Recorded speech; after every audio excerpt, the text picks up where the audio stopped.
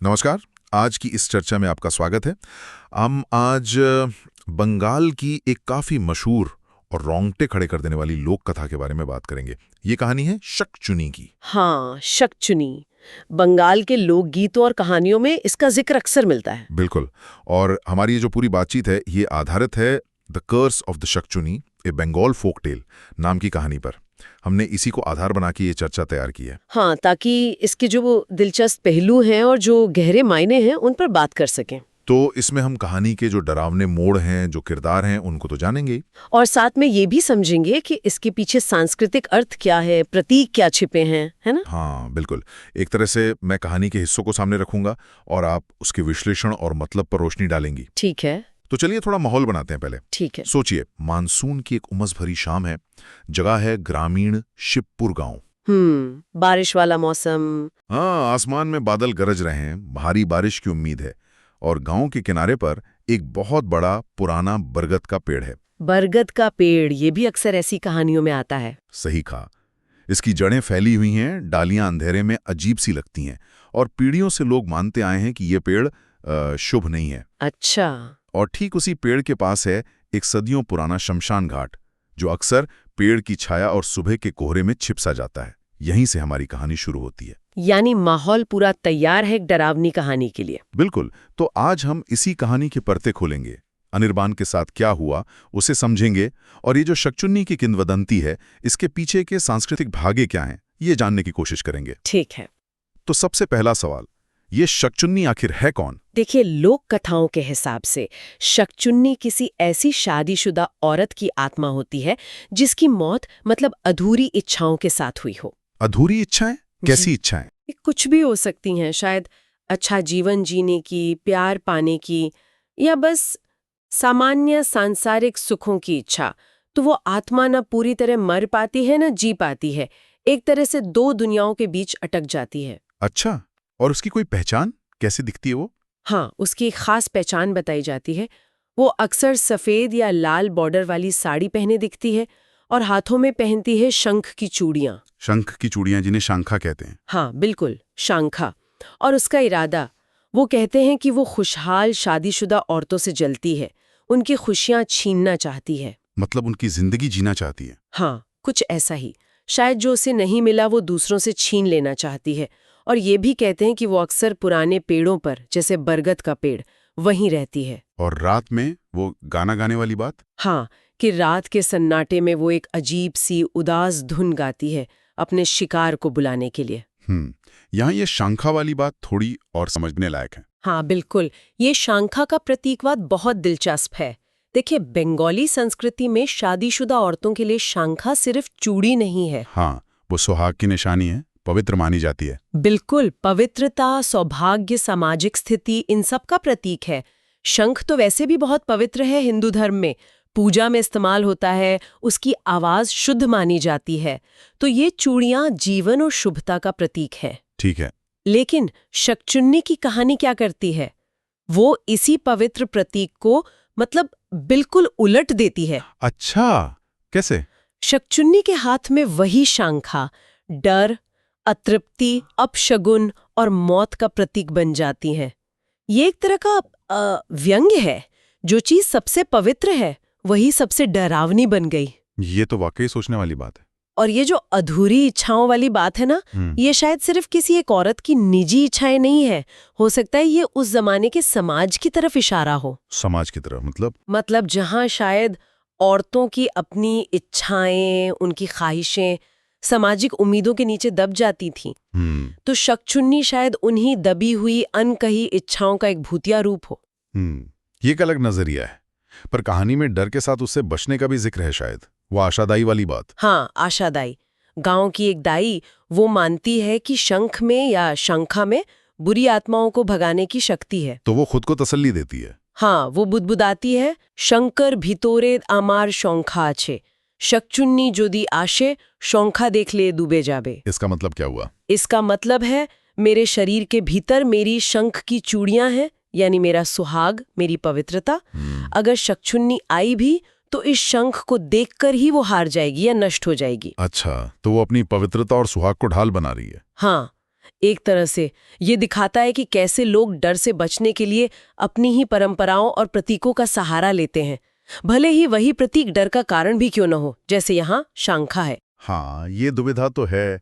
शांखा शकचुन्नी के हाथ में डर पैदा कर रही है और आशा के विश्वास में सुरक्षा दे रही है। बिल्कुल, ये विश्वास और अंधविश्वास के बीच की वो महीन रेखा है जो लोक कथाओं में अक्सर दिखती है। लेकिन कहानी में एक ऐसा भी किरदार है जो इन सब बातों पर यकीन नहीं करता। हाँ, अनिर्बान। अनिर्बान, गांव का नौजवान लड़का, पढ़ा लिखा छात्र, शायद खुद को ज्यादा मॉडर्न समझता है। वो इन भूत प्रेत की कहानियों को मतलब मजाक में उड़ाता है। हाँ, वो आशादाई से कहता भी है ना। हाँ, कहता है, आशा माशी माँ ओटा शुधु गोलपो अमी की भूत देखे जी कखनो। यानी आशा मौसी, ये सब तो बस कहानियां है, मैंने क्या कभी भूत देखा है? बिल्कुल, उसकी बातों में एक चुनौती है, एक तरह का अविश्वास। और यहीं से कहानी का जो मुख्य टकराव है वो शुरू होता है। अनिर्बान का जो किरदार है ना, वो लोक कथाओं और डरावनी कहानियों में अक्सर मिलता है। स्केप्टिक जिसे कहते हैं, संदेहवादी। हाँ, संदेहवादी, जो चेतावनियों को, पुरानी बातों को जानबूझकर नजरअंदाज करता है।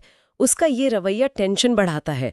सुनने वाले को लगता है कि भाई अब कुछ गड़बड़ होगी, क्योंकि वो कह रहा है, मैंने कभी भूत नहीं देखा।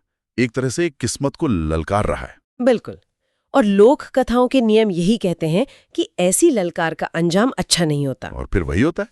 उसी तूफानी रात को जब बारिश तेज हो जाती है, हवाएं चलने लगती हैं, अनिर्बान ठीक वही करता है जिससे उसे मना किया गया था। क्या करता है वो? वो अपनी साइकिल लेता है और सीधा उसी शापित बरगद के पेड़ के पास जाता है और अपनी साइकिल को पेड़ के तने से बांध देता है। ओहो, मतलब जानबूझकर। हाँ, जैसे साबित करना चाहता हो कि ये सब डर बेकार है। ये सिर्फ साइकिल बांधना नहीं है, ये एक तरह से मतलब वर्जित क्षेत्र में घुसना है।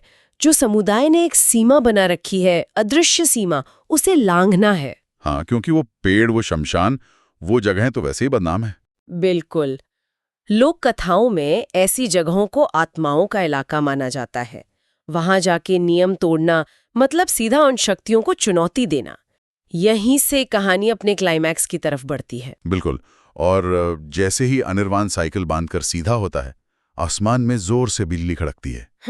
एक पल को सब रोशन होता है, फिर गहरा अंधेरा, और ठीक उसी पल हवा में एक अजीब सी, उदास और मतलब बेसुरी सी धुन सुनाई देने लगती है। धुन? कैसी धुन? धुन जानी पहचानी है।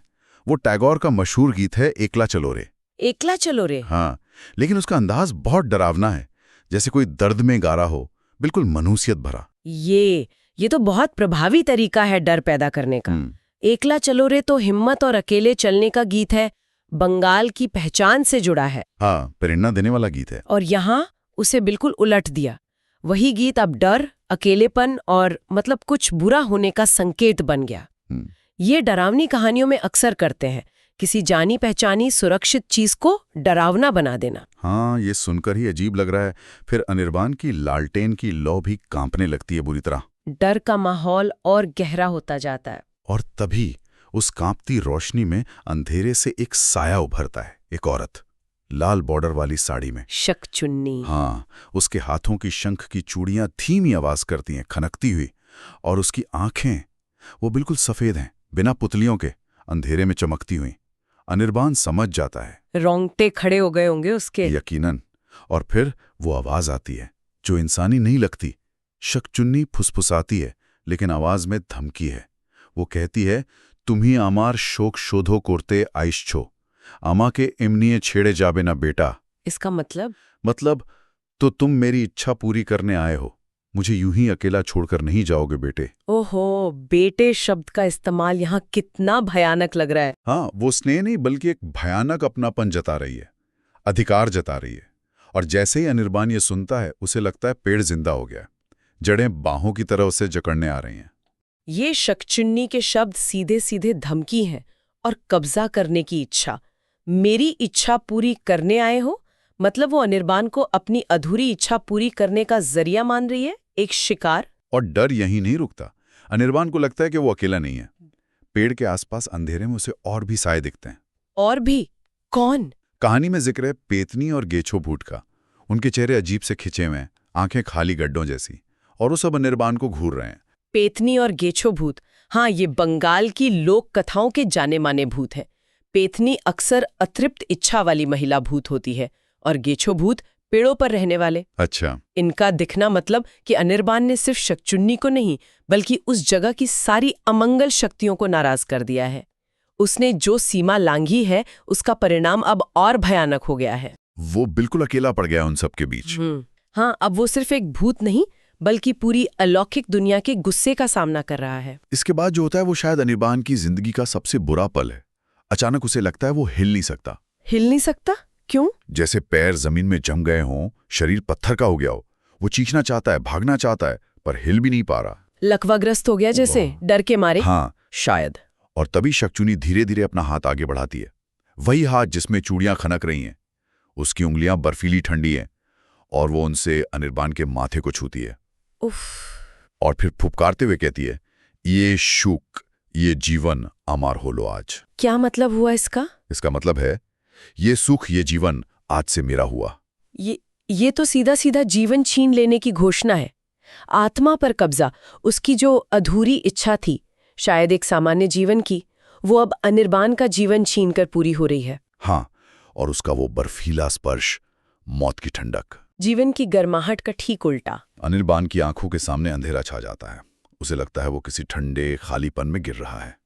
आसपास से उसे दूसरी आत्माओं की भयानक चीखें सुनाई देती हैं और लगता है जैसे वो उसे खींचकर कहीं ले जा रही हैं, गुमनामी में। भयानक अंत। और अगली सुबह जब गांव वाले अनिर्बान को ढूंढते हुए उस पेड़ तक आते हैं तो अनिर्बान नहीं मिलता। गायब? हाँ, पेड़ के नीचे सिर्फ उसकी पुरानी जंग लगी साइकिल पड़ी मिलती है और पास में जमीन पर बिखरी मिलती हैं शंख की कुछ चूड़ियां, शांखा। वही शांखा, लेकिन वो टूटी हुई हैं और उन पर खून के धब्बे लगे हैं। खून के धब्बे। अनिर्बान उसके बाद कभी नहीं दिखा, हमेशा के लिए गायब हो गया। वो टूटी हुई खून लगी शांखा ये कहानी का सबसे शक्तिशाली और दुखद प्रतीक है। हाँ, कैसे? देखिए, वही शाखा जो जीवन, शादी, पवित्रता का निशान थी, अब हिंसा, मौत और अपवित्रता का प्रतीक बन गई।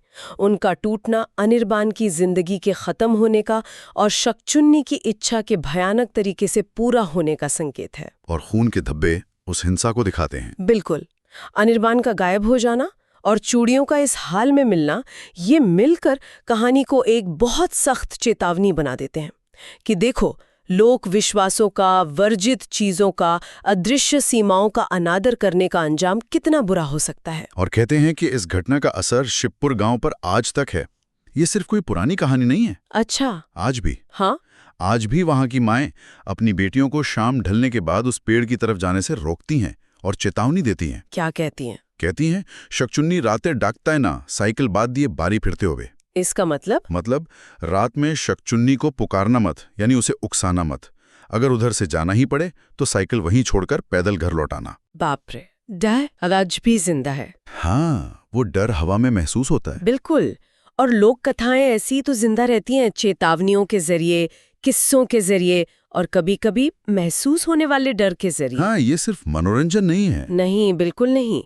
ये कहानियां पीढ़ी दर पीढ़ी सामाजिक नियम, नैतिकता, समुदाय के डर और जो गहरे विश्वास हैं उनको आगे बढ़ाती हैं। शक्चुन्नी की कहानी शिवपुर के लोगों के लिए सिर्फ भूत की कहानी नहीं है। तो क्या है? ये उनके इतिहास का हिस्सा है, उनकी सांस्कृतिक याददाश्त का, शायद उनके अवचेतन में बसे डरों का भी। ये बताती है कि कुछ जगहें, कुछ चीजें, कुछ नियम क्यों जरूरी हैं। तो ये थी शक्चुन्नी की कहानी। एक अतृप्त आत्मा, एक जिद्दी लड़का और एक डर जो आज भी शिवपुर में महसूस होता है। ये कहानी दिखाती है कि लोक कथाओं में कितनी ताकत होती है। वो समय के साथ भी बनी रहती हैं, हमें प्रभावित करती हैं। वाकई। और ये सोचने पे मुझे मजबूर करती हैं कि ऐसी कहानियां सिर्फ ऊपर ऊपर के डर से कहीं ज्यादा गहरे मनोवैज्ञानिक और सामाजिक मुद्दों को छूती हैं। जैसे अधूरी इच्छाओं का दर्द जो किसी भी इंसान को हो सकता है, सीमाओं को तोड़ने का लालच और उसका खतरा, अनजाने का डर। हाँ, अनजाने का डर, मौत का डर या जिंदगी के उन हिस्सों का डर जो हमारे काबू से बाहर हैं या अधूरे रह गए हैं। और ये सारी गहरी बातें अक्सर बहुत खास सांस्कृतिक प्रतीकों से जाहिर होती हैं। जैसे यहाँ शंखा है। बिल्कुल, शंख की चूड़ियां, एक मामूली सी चीज, लेकिन कहानी में उसकी कितने गहरे मतलब निकल आते हैं। यही प्रतीक कहानी को उसकी पहचान और वजन देते हैं। सही कहा। और यहाँ ये सोचना भी जरूरी है कि शक्चुन्नी जैसी जो कहानियां इतनी लंबे समय तक चलती हैं, इतनी असरदार होती हैं, उनमें आखिर कौन सी गहरी चिंताएं या सामाजिक तनाव या दबे हुए विश्वास अपनी जगह पाते हैं? क्या वो अधूरी इच्छाएं, वो सामाजिक बंधन, वो डर जिनका प्रतीक शकुनी है, क्या वो आज के जमाने में भी किसी न किसी शक्ल में मौजूद हैं? शायद बदले हुए रूपों में। ये सवाल इन लोक कथाओं को सिर्फ गुजरे जमाने की चीज नहीं रहने देते, बल्कि आज के समय को समझने का जरिया भी बना देते हैं। हाँ बिल्कुल, एक आईना बन जाती हैं ये कहानियां।